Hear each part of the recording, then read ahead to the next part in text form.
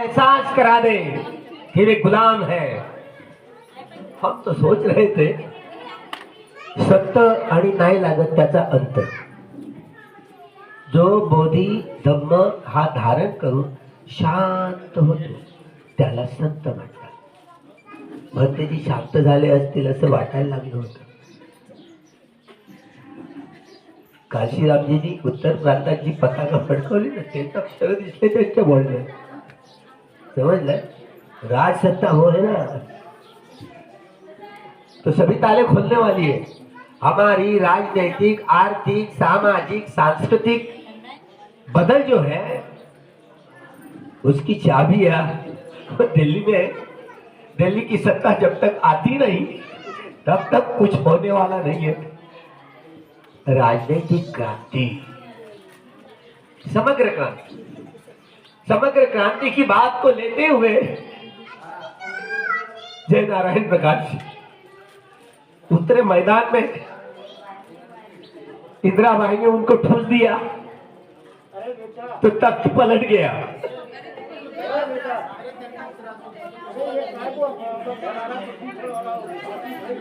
अरे जास्त नको हे धूर नको करू, जास्त धूर नको करू, हे जास्त धूर नको करू। तिकडे बाहेरला जास्त धूर कशाला करतो तू?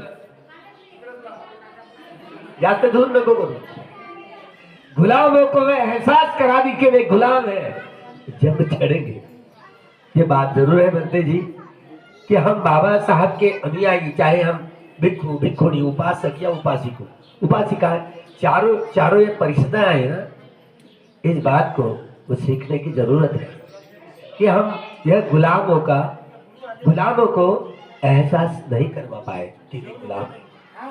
अगर एहसास हुआ होता तो आज सुनामी जैसे आती ना, सुनामी की लहर, ऐसे सारा ओबीसी, एक समय की ये नागवंशी लोग, ये ब्राह्मणेतर समाज वाले, आदिवासी, भटके विमुक्त, धर्मांतरण करने वाले जो मुस्लिम हो चाहे क्रिश्चियन हो, एक समय के नागवंशीय लोग थे और एक समय के प्राचीनतम काल के ये बुद्धिस्ट लोग थे, भगवान बुद्ध के अनुयायी थे। बुलवान गए क्योंकि इस देश में प्रतिक्रांति हुई, काउंटर रिवोल्यूशन।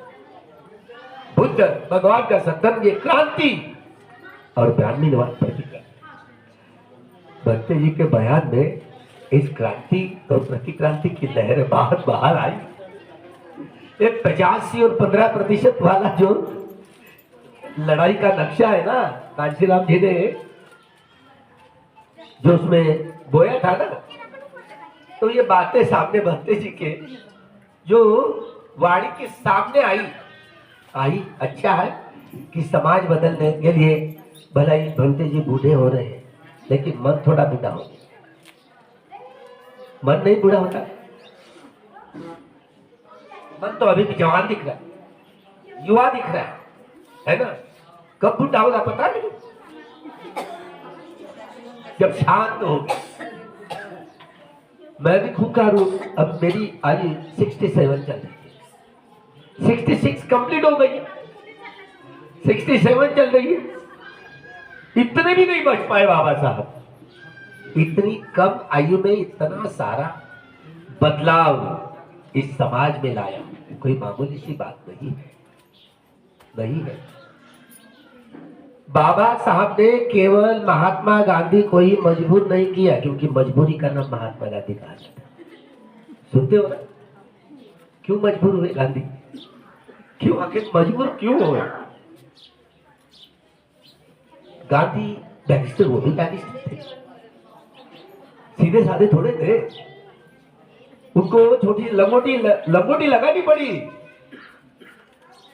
लंगोटी लगा करके इस देश का नेतृत्व किया, राज सत्ता बदलने के लिए नेतृत्व किया। एक तरफ बाबा साहब और दूसरी तरफ बैरिस्टर मोहनदास करमचंद गांधी, दोनों बैरिस्टर।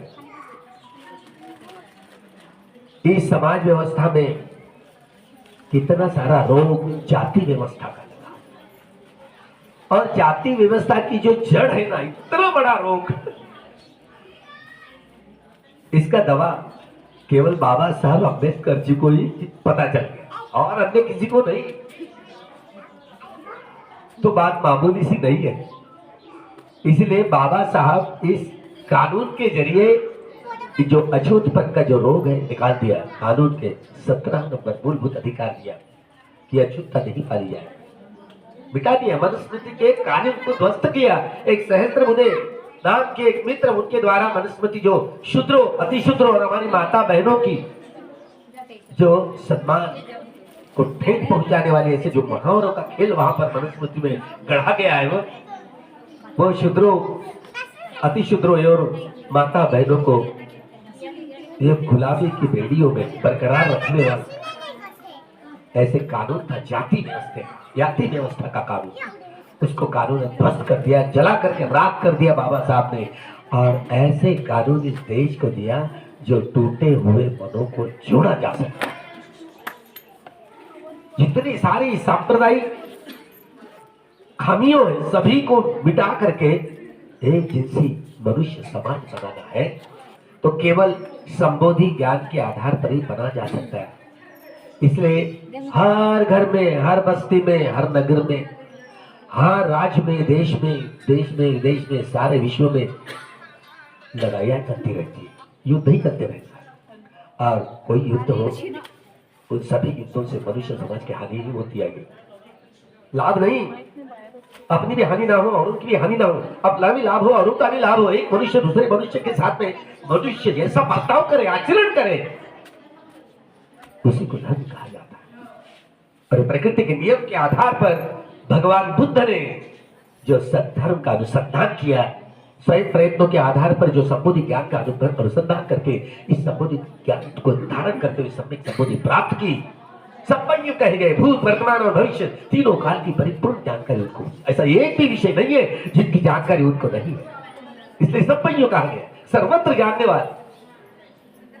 तो भला बाबा साहब को इस बुद्ध धम्म यानी क्रांति जो मनुष्य के जड़ के स्वभाव को बदला जाए, राग मूलक, देश मूलक, मोह मूलक, बुद्धि मूलक, भय मूलक, वितर्क मूलक स्वभाव वाले मन को बदला जा सकता है। श्रद्धा मूलक स्वभाव बोधि ज्ञान धारण करते हुए आर्य सत्यों का साक्षात्कार जिन्होंने किया है, बदल गया है। इसलिए बुद्ध धम्म रिवोल्यूशन क्रांति है जो आमूल बदलाव होता है। केवल बुद्ध धर्म से ही सारे विश्व का, मानवीय समाज का कल्याण हो सकता है और अन्य कोई दवा नहीं है। इस नतीजे पर पहुंचने के लिए बाबा साहब को 35 साल लगे, 35 साल।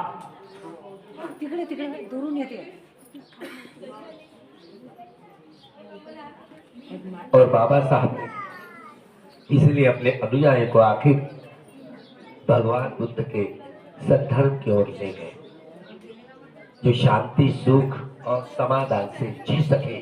सारे विश्व में यह भगवान बुद्ध का सद्धर्म का प्रचार एवं प्रसार करने के लिए यही सबसे बड़ा, विश्व का सबसे बड़ा कठिन काम आप और हम भिक्षु, भिक्षुणी, उपासक और उपासिकाएं चारों परिषदाओं को दिया। और सारा विश्व बुद्धमय धम्ममय करने की सबसे बड़ी जिम्मेदारी, सबसे बड़ा कठिन काम बाबा साहब ने करके चले गए।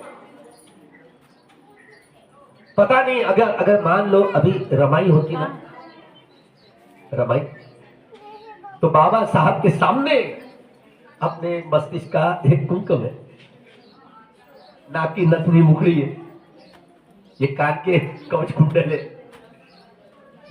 ये गले का फांसी का फंदा है ना, गले का फांसी का फंदा, बाहों में बावटे, हाथ में चूड़िया पाटियां है, या पैरों में ये बेड़िया है ना, ये जोड़वा वगैरह है। ये सुंदरता के साधन नहीं है, सुंदरता के नहीं, ये मनु की गुलामी की, ये बेड़ियों के ये पत्थर है। अब पता नहीं कब तोड़ेंगे आप लोग। ब्राह्मणवाद, ये मनुवाद 68 साल हो गए धम्म क्रांति को बाबा साहब, लेकिन सारे अंग प्रत्यंग में मनु अभी आपके राज कर रहा है।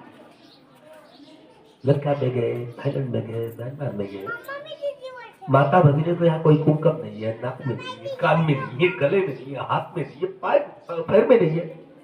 अभी कोई डालो यानी कुंकम, आपके पतिदेव मरते या नहीं देखेंगे, है क्या हिम्मत, है क्या? पुरुष लोगों की मानसिकता ना भाषण बयान करने में बड़ी बड़ी बातें होती है। जब घर में गए ना, पायत लीवान पायत मरी। तो ये सांस्कृतिक क्रांति, सांस्कृतिक प्रतिक्रांति इतनी हुई। बाबा साहब 1 जनवरी 1927 को पहली बार बाबा साहब गए, 1 जनवरी 1927 को। और श्रमण संस्कृति और ब्राह्मण संस्कृति के बीच की दरार बाबा साहब को, अरे जिनको इतिहास, जो इतिहास भूल ही जाते हो, इतिहास कैसे उत्पन्न करेंगे, कैसे निर्माण कर पाए। इसलिए भुलभा गए देश के लोग, इतिहास ही भूल गए। पराभूतों का इतिहास, हमारा इतिहास है। पराभूत में आखिरी का मौर्य सम्राट बृहद्रथ सम्राट अशोक का परपोता, जो 2 साल तक राज किया, उनकी हत्या कपट नीति से पुष्यमित्र शिव द्वारा की गई। जिस दिन सम्राट अशोक का, जो अशोक की धम्म दीक्षा हुई थी, वो विजयादशमी का धम्म विजय दिवस, उसी दिन को पकड़ लिया, इनके हाथ से हथियार छीन लिए गए, नजर बंद कर दिया गया। और उस विजयादशमी को दशहरा, और 10वां राजा हर गया, पराजित हुआ तो दशहरा। राम रावण की कथाएं हमारे मस्तिष्क में ऐसे मारी गई। मैं दादा में जाकर के देखा, वहां पर रावण का नाम और नाम भी नहीं है, रावण का कोई अस्तित्व ही नहीं है। कोई उस पत्थर पर राम लिखने के लिए गया नहीं, और राम पहाड़ी पे कोई ऐसे तैरने नहीं लगा। वो सब छूट-छाट बातें हैं, कोई राम से नहीं। अभी तो आप मोटरसाइकिल से जा सकते हैं लंका में, जब ठंडी हुई ना पृथ्वी, तभी से तय वैसी है। लेकिन राम रावण की कथाएं आपने हमारे मस्तिष्क में गड़ा दी ग्रामीणवादियों ने। असली राम तो पुष्यमित्र शिंदे है, जिन्होंने यह सरयू नदी के तट पर जो बस्ती थी, जिसका नाम अयोध्या रखा गया, वो साकेत नगरी थी। और जब साकेत नगरी का तख्ता पलट दिया, तो ये पुष्यमित्र असली राम तो यही है। काल्पनिक राम की बात छोड़ दी। ये 10 राजा है ना, ये मौर्य राजा, ये सम्राट धार्मिक राजा है, इनको 10 मुंह वाला रावण बना दिया। राम रावण की ऐसी काल्पनिक बातों को दोहरा करके पहली बार 1930 में विजयादशमी के दिन पहली बार 10 मुंह वाला रावण आरएसएस वालों ने ये रेशम बाग के मैदान में पहली बार जला है। उसके बाद में वो जलाने का कार्यक्रम शुरू किया। उसके पहले कोई नहीं रावण को जलाता था। ये सांस्कृतिक प्रतिक्रांति हुई है। एक भिक्षुओं का कत्लेआम करने के लिए 10,000 सोने के काशापन दिए गए। भिक्षु लोग दाढ़ी की, मस्तिष्क की, जितने सारे बाल है ना, ऐसे बढ़ा करके जंगलों, पहाड़ों, गुफा, कतरों में रहने लगे। भजिए जो भोलानाथ, महादेव, ये अरहत भिक्षुक, मशीधरनाथ, गोल, ये नाथ पंथ के लोग भिक्षु थे। ये भागवती, ये वारकरी पंथ के लोग भिक्षु थे। ये लिंगायत पंथी भिक्षु थे, महानुभाव पंथी भिक्षु थे। उनको क्या पता? एक भिक्षु का कत्लेआम करने के लिए, सर कत्लेआम करने के लिए, इसलिए वो घट रखते हैं, पूजा करते हैं, कर्मकांड करते हैं, तो उसमें ये नारियल रखी। ये नारियल बोले तो भिक्षु का गुरु दक्षिणा के रूप में, इसलिए ये आषाढ़ी पूर्णिमासी का दिन है। वो आषाढ़ी पूर्णिमा गुरु पूर्णिमा कहते हैं। गुरु प्रदान हुआ धर्म गए, वो तो धम्मचक्र प्रवर्तन दिवस था। धम्मचक्र प्रवर्तन दिवस में ये 5 घटना एक समान होती है सभी बुद्धों के समय में। बाबा साहब भी जब बुद्ध बनेंगे ना, उनका जन्म भी अपने माता की कोख में प्रवेश करेंगे ना, तो आषाढ़ी पूर्णिमा से होगा। महावीर निष्क्रमण होगा, आषाढ़ी पूर्णिमा से होगा। बुद्ध तो प्राप्त करने के बाद धम्मचक्र प्रवर्तित बाबा साहब भी जब अगले आने वाले अरे मैत्रेय सब बुद्ध होंगे ना, तो आषाढ़ी पूर्णिमा से कोई धम्मचक्र प्रवर्तन करेंगे। भिक्षु संधि की उत्पत्ति आषाढ़ी पूर्णिमा से ही होती है, और भिक्षु के भगवान बुद्ध के वर्षावास का प्रारंभ आषाढ़ी की पूर्णिमा से होते हैं। तो 5 घटनाएं आषाढ़ी पूर्णिमा, एक समान घटनाएं होती है सभी भूत के, वर्तमान के और भविष्य में। तो भला ये धम्मचक्र प्रवर्तन दिवस था, इसलिए बाबा साहब अम्बेडकर जी राष्ट्रपति के बहुत धम्मचक्र प्रवर्तन है। भगवान बुद्ध की मूर्त रखी है, हाँ, खड़ी मूर्ति की मूर्त रखी है, धम्मचक्र प्रवर्तन है लिखा। तिरंगे झंडे पर एक चौथा रंग गढ़ा दिया, धम्मचक्र, ये नीला, ये हेतु बच्चों, आरंभ बच्चे, इत्यादि इत्यादि। 4 शिवों के राजमुद्रा जो भिक्षु संघ का प्रतीक है, 10 चारों दिशा में प्रचार एवं प्रसार करने वाला। ये सारी लोकसभा के, राज्यसभा के जो अध्यक्ष होते, सभापति, उनके कुर्सी के पीछे धम्मचक्र प्रवर्तन है लिखा। क्यों लिखा है? कौन बताएगा? संसद में जाकर। आपकी संसद अंधी है, लंगड़ी है, बहरी है, गूंगी है, क्या करें? अभी तक इन सारे चीजों का कोई चर्चा नहीं हुई राज्यसभा में या लोकसभा में। कौन करेगा? मुझे लगता है कि मैं जाऊं वहां पर, और सबका 10 दिन का एक शिविर लोग राज्यसभा के और लोकसभा के सभी आज इतने सारे मेंबरों का मेंबर पार्टनर। हाँ मैं बता सकता हूँ कि अभी इतने साल देश 75 अमृत महोत्सव मना रहा है और इस शेडी वाले राज में ये हमारी मणिपुर की माता बहनों को दंगा करके वैसे कौन से युग में आप इस देश के जो नागरिक हो ना, पता नहीं कितने गुलामी की जीवन यापन कर रहे हो, पता नहीं। ये देश अमृत महोत्सव मना रहा है और हमारी माता बहनों को दंगा करके भीड़ निकाली जा रही है। कल्याण मित्र आपको समझता है कि कल्याण मित्र का मतलब क्या होता है? कल्याण करने वाला। कितनी सीधी सरल बात है। भगवान बुद्ध को कल्याण मित्र कहा जाता है। मैं मुक्तिदाता नहीं हूं, मैं मार्गदाता हूं। मैं इस पथ पर चला, मुक्त हो गया। आप भी इस पथ पर चलोगे, आप भी मुक्त हो जाओ। मैं किसी को मुक्त करने वाला नहीं हूं, मैं केवल मार्गदाता हूं। तो भला मार्गदाता चरत भिक्षवे चारिकम बहुजन हिताय बहुजन सुखाय लोकानुकंपाय। जब ये बातें कही ना, बड़े बड़े अरहत भिक्षु प्रकार की अभिज्ञाओं प्राप्त करने वाले ऐसे लोग, उनको ये बातें कही थी। वो अगला आने वाला कोई व्यक्ति हो ना, गृह या गृहिका जी हो, उसके मानस को देख करके शब्द भावना की कम्मठता को प्रदान करते थे। विपश्यना कम्मठता का भावना का अभ्यास कर लिया करते थे। और ये सम्मर्शन ज्ञान ऊपर उदय ज्ञान, भक्त ज्ञान, भय ज्ञान, आदिनव ज्ञान, निपिता ज्ञान, मुंचित काव्य का ज्ञान, परिणत का ज्ञान, संकारोपे का ज्ञान और ये अनुलोम ज्ञान, 10 ज्ञानों की परिपूर्णता समझा देते थे। इस पथ को समझा, पथ में जितनी सारी बाधाएं मार्ग बाधाएं उनको दूर करने के लिए कल्याण मित्र ये मार्गदर्शक बन गए।